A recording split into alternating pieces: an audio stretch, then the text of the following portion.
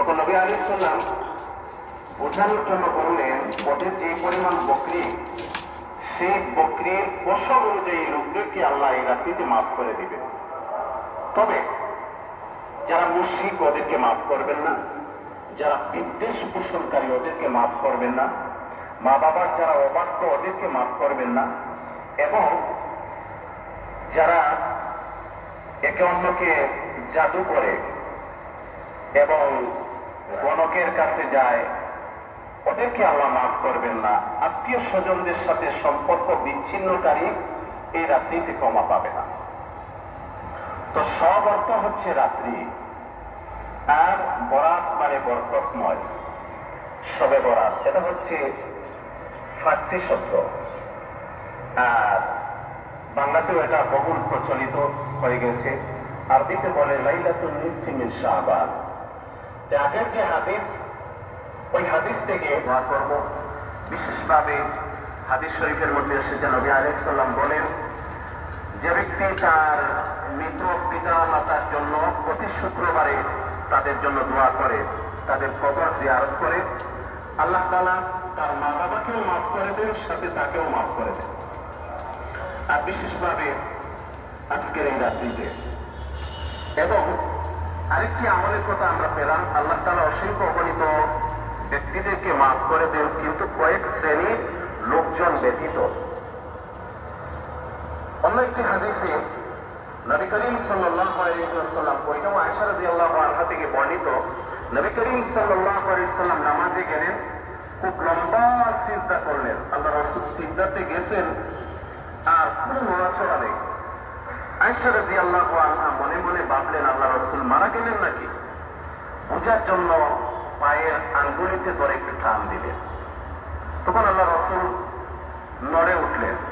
নামাজ যখন শেষ করলেন, তখন নবী করিম সাল্লাল্লাহু আলাইহি ওয়াসাল্লাম বললেন যে, তুমি কি মনে করেছো আল্লাহ এবং তার রাসূল তোমার উপর জুলুম করেছেন? অর্থাৎ তোমাকে সময় না দিয়ে আমি লম্বা ইবাদতে সময় কাটাচ্ছি, তুমি কি ওই রকম ভেবেছো?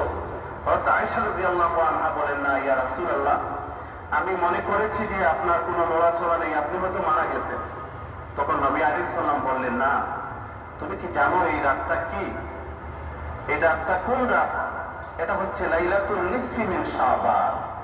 এই রাত্রিতে আল্লাহ তাআলা অসংখ্য অগণিত গুনাহগার বান্দা বান্দীদেরকে মাফ করে দেন। তো আগের ঘটনা, একবার নবী আলাইহিস সালাম কবর জিয়ারত করেছেন, ওইটা হচ্ছে হয়তো এই ঘটনাটা আগের হাদিসটা 1 বছর, পরের হাদিসটা অন্য বছর ঘটেছে। ওই হাদিস থেকে আমরা বুঝতে পারলাম যে নবী আলাইহিস সালাম এই রাত্রিতে খুব বেশি ইবাদত করেছেন, লম্বা লম্বা সিজদা করেছেন, আল্লাহ দরবারে কান্নাকাটি করেছেন।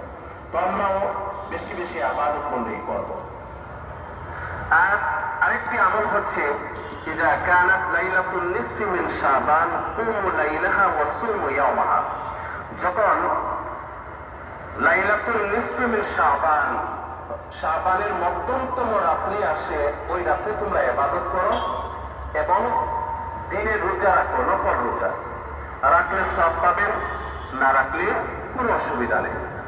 তবে যারা রোজা রাখবেন, আজকে সেহরির শেষ সময় হচ্ছে 4:50। 4:50 মধ্যে খাওয়া দাওয়া শেষ করে ফেলতে হবে। তারপর আরো 5 মিনিট পরে আজান হবে। 5:10 ফজরের নামাজ হবে আগামীকাল। নফল নামাজ পড়বেন। কেউ প্রশ্ন করতে পারেন, নফল নামাজের কোনো নির্দিষ্ট সীমারেখা আছে কিনা, নির্দিষ্ট কোনো সূরা আছে কিনা? নফল নামাজের কোনো নির্দিষ্ট সীমারেখা নেই যে অত রাকাত পড়তে হবে, নির্দিষ্ট কোনো সূরা নেই যে ওই সূরা দিয়ে পড়তে হবে। যে কোনো সূরা দিয়ে আপনি নফল নামাজ পড়েন, যত খুশি পড়েন। তবে এখানে আরেকটি বিষয়, এই নফল নামাজ পড়লে তো সওয়াব পাবেন, অবশ্যই নফল, কারণ নফল নামাজ এজন্যই বেশি বেশি করে পড়তে হবে। হাদিস শরীফে নবী আলাইহিস সালাম বলেন,